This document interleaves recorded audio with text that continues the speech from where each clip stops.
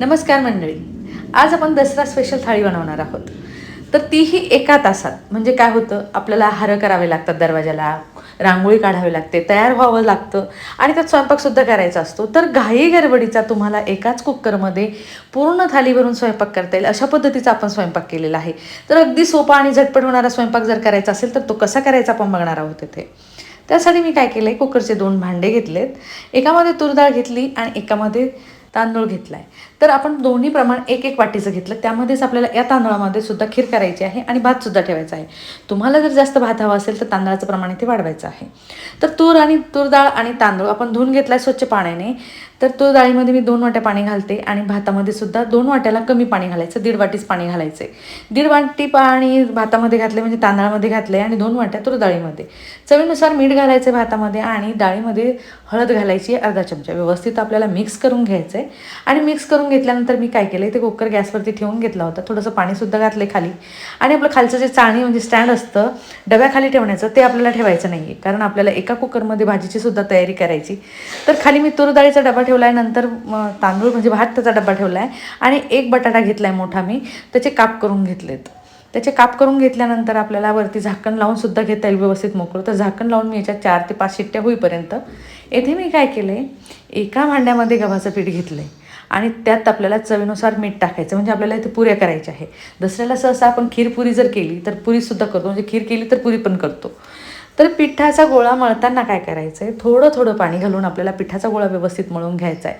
म्हणजे तो घट्ट झाला ना, पुरी तुमची अगदी मस्त आहे, म्हणजे कमी तेलकट होईल. तर व्यवस्थित आपण पिठाचा गोळा करून घेतो आहे, म्हणजे पुरीसाठी आपलं पीठ रेडी झालेलं आहे. तर थोडंसं मळून घ्यायचं आहे, म्हणजे लगेचच तुम्हाला पुऱ्यासुद्धा करता येईल त्याच्या. तर ते व्यवस्थित पूर्ण मळून घेतलं आहे मी आणि यानंतर आपल्याला काय करायचं आहे, त्याचा छोटासा बॉल घ्यायचा. म्हणजे आपण पोळी जशी लाटतो ना, त्या पद्धतीचा गोळा आपल्याला घ्यायचा आहे. आपण नॉर्मल पोळी जशी करतो, दररोज करतो तशा टाईपची घ्यायची. कारण आपल्याला पुऱ्या करताना सुद्धा खूप गोल करत बसायचं नाही आहे, फुगण्याचं टेन्शन तुम्हाला येणार नाही आहे. त्या पद्धतीने ज्या पुऱ्या आहेत तर अगदी सोप्या आहेत, त्या पद्धतीनेच करणार आहोत आपण. थोडंसं लावायला पीठ घेतलं आहे मी गव्हाचं आणि आपली पोळी जशी लाटतो आहे आपण तशा प्रकारे आपल्याला पोळी लाटून घ्यायची आहे. जितकी व्यवस्थित तुमची आणि एकसारखी पोळी लाटायची आहे, म्हणजे तुमची पुरी जी आहे अजिबात न फुगता राहणार नाही, म्हणजे फुगतील इतक्या पुऱ्या छान होतील तुमच्या. तर चाकू घेतला आहे मी. चाकूच्या जे काटेरी भाग आहे त्या बाजूने नाही घ्यायचा, दुसऱ्या बाजूने घ्यायची, म्हणजे काय होईल, तुमची पुरी फुटणार नाही आहे. तर व्यवस्थित 4 काप करून घेतलेत आणि तुम्ही म्हणाल गोल का नाही केली, गोलही करता येईल तुम्हाला. पण गोल करताना काय होतं, एका बाईला तळायचं आणि एका लाटायचं म्हटलं की वेळ जातो आणि तेल तापून जातं आपलं. तर इथे तेल तापायला अगोदरच ठेवलं होतं मी. टाकल्या क्षणीच तुम्ही बघू शकता मस्त टम्म फुगलेले. आणि आपण ह्या ज्या पद्धतीने पुऱ्या करतो ना, ह्या पुऱ्या न फुगण्याचं टेन्शनच नाही. सगळ्या पुऱ्या फुगतील तुमच्या, अगदी व्यवस्थित येतील अशा पद्धतीच्या पुऱ्या होतात इथे. तर इथे मी दुसरीसुद्धा पुरी तुम्हाला इथे टाकून दाखवलेली, टाकल्या क्षणीच वरती येते. तर अशा प्रकारे आपल्या इथे पुऱ्या तयार झालेल्या आहेत. तर अशाच करून घ्यायच्या आहेत. तुम्हाला जर पाहुणे येत असतील किंवा पाहुणे आल्यानंतरसुद्धा ह्या पुऱ्या चालतील तुम्हाला करायला, दिसायलाही खूप छान दिसतात.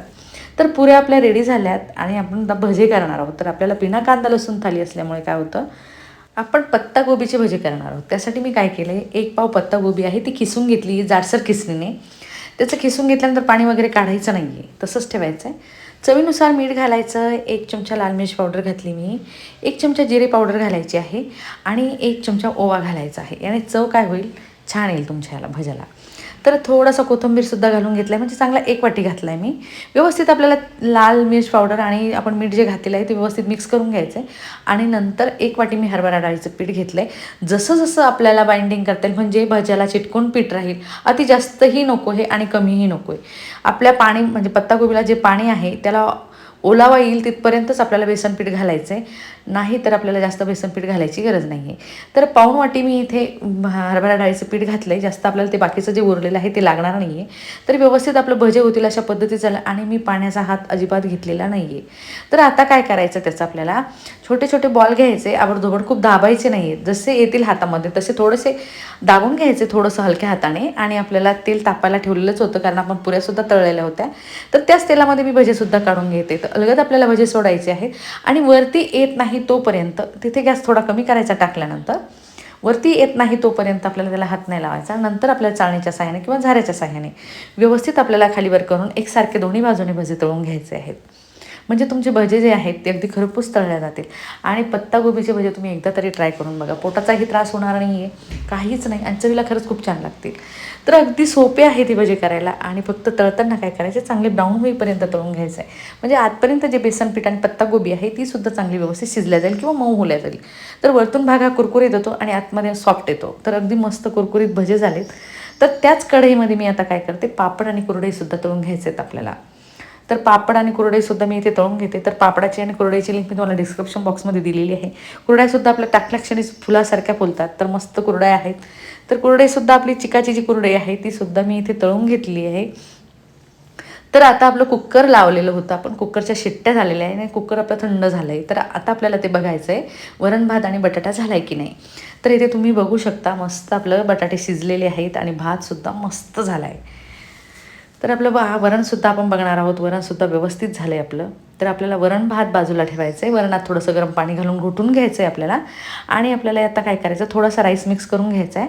आणि आपल्याला खीर जितकी करायची असेल त्या आकाराने आपल्याला राईस घ्यायचा आहे. मी तुम्हाला सांगितले, तुम्हाला राईस जर खीर आणि भात करायचा असेल जास्त तर थोडा जास्त घातला तरी चालेल. तर 1 वाटी मी शिजलेला भात घेतला आहे आणि बाजूला ठेवते थंड करण्यासाठी. तोपर्यंत आपले जे उकडलेले बटाटे आहेत त्याचे साल काढून घ्यायचे आहेत. तर उकडलेल्या बटाट्याचे साल पूर्ण काढून घेतल्यानंतर तर भाजीची तयारी करणार आहोत आपण. त्यासाठी मी काय केलं, कढई घेतली. कढईमध्ये 1 चमचा तेल घातले, त्यात 1 तेजपान, 1 चमचा जिरं घातलं आहे, 1 हिरवी मिरची घातली, दालचिनीचा तुकडा घातला आहे थोडासा आणि 2 मिरे घातलेले आहेत. तर याने काय होईल, फ्लेवर, आपण कांदा लसूण घालत नाही, त्याने फ्लेवर भाजीला खूप छान येतो आहे. तर ते व्यवस्थित टोमॅटो आपला चांगला फ्राय होईपर्यंत आपण त्याला फ्राय करून घेतो आहे, म्हणजे मऊ होईपर्यंत फ्राय करून घेतो आहे.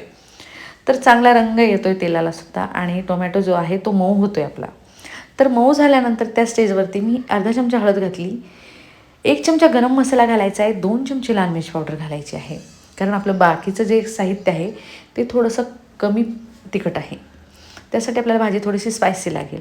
आणि 1 चमचा मी हरभरा डाळीचं पीठ घातले. तुमच्याकडे शेंगदाण्याचा कूट असेल तर तो घातला तरी चालेल किंवा हरभरा डाळीचं पीठ घातलं तरी चालेल. चांगल्या तेलामध्ये भाजून घेतल्यानंतर थोडंसं पाणी घालायचं आहे आणि चटचटेपर्यंत, म्हणजे तेल सुटेपर्यंत मसाला फ्राय करून घ्यायचा आहे आपल्याला.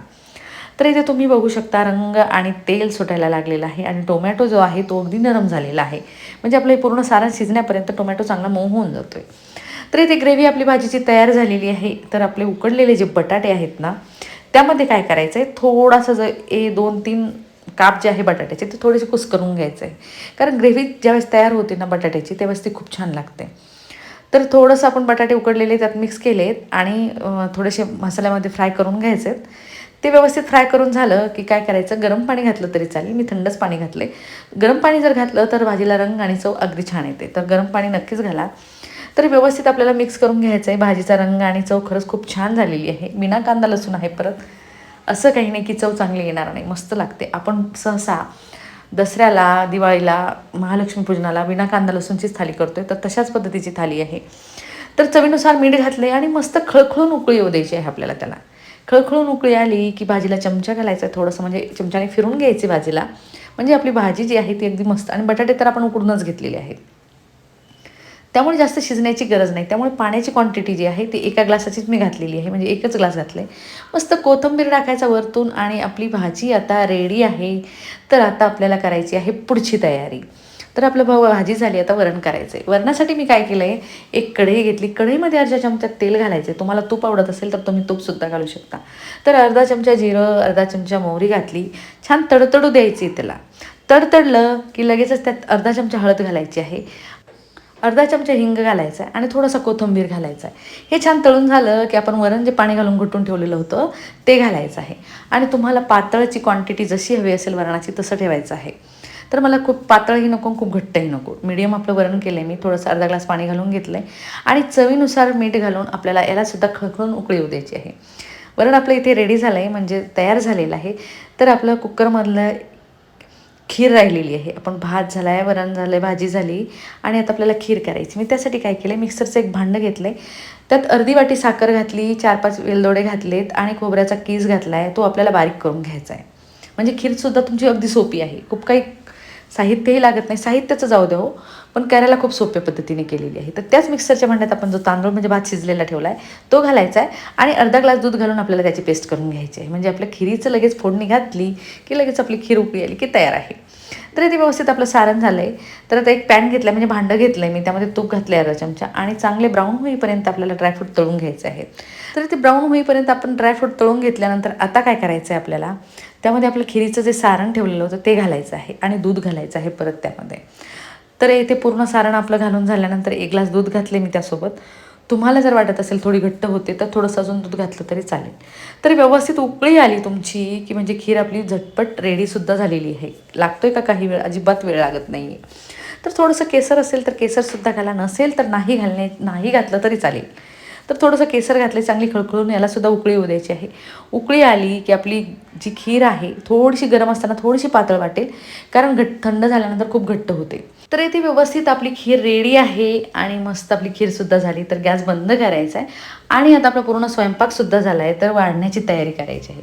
तर मस्त ताट घेतलं आहे, वरण घेतलं आहे, भाजी घेतली, खीर घेतली, भजे घेतलीत पत्तागोबीचे, कुरडे पापड घेतला आहे, भात घेतला आहे सोबतीला आणि गरमागरम पुऱ्या घ्यायच्या आहेत. तर गरमागरम पुऱ्या आणि जेवणाची तयारी झालेली आहे. तर अगदी सोपा आणि झटपट होणारा स्वयंपाक आहे ना, एकाच कुकरमध्ये केल्यामुळे काय होतं, आणि खीरसुद्धा आपण खूप इन्स्टंट केली, पुरीचीसुद्धा पद्धत आपली खूप इन्स्टंट आहे. तर अगदी सोपा आणि झटपट होणारा स्वयंपाक आहे. तुम्हीसुद्धा नक्की या दसऱ्याला ट्राय करून बघा. तर तुम्हाला जर ही माझी थालीची रेसिपी आणि करण्याची पद्धत आवडली असेल आणि तुम्ही माझ्या चॅनलवर नवीन असाल तर माझ्या चॅनलला सबस्क्राईब, लाईक, शेअर, कमेंट करायला विसरू नका. तर चला भेटूया अशाच नवीन नवीन आणि अगदी सोप्या सोप्या आणि झटपट होणाऱ्या रेसिपीसोबत. तोपर्यंत बाय.